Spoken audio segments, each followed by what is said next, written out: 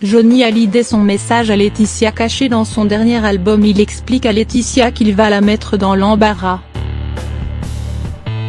Chaque jour apporte son lot de nouvelles révélations à propos de Johnny Hallyday, les versions de chaque partie s'affrontent.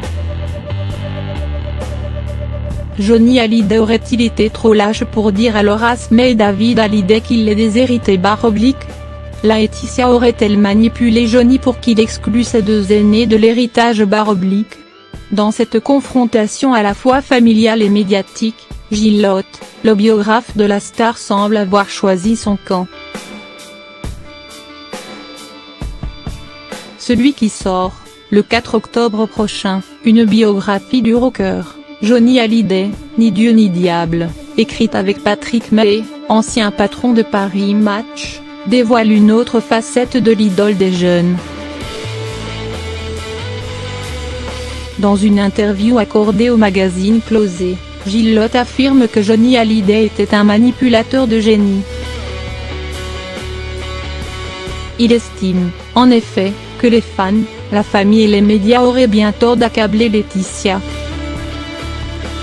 Pour lui, l'interprète de Je te promets est le seul responsable de cette guerre familiale. D'ailleurs, il révèle que le père de Jade et Joy a laissé plusieurs messages en ce sens à sa femme dans son album posthume.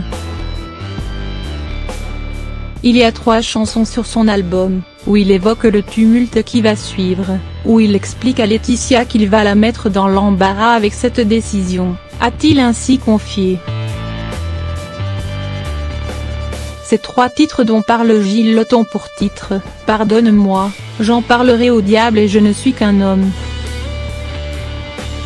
Gilles Lott semble même penser que cet énorme tapage médiatique aurait été orchestré à dessein par Johnny Hallyday en personne. Toute cette affaire est du Johnny tout craché /.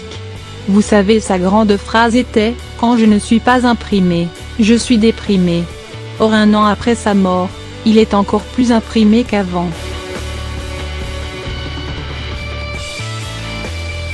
Et ça ne fait que commencer /.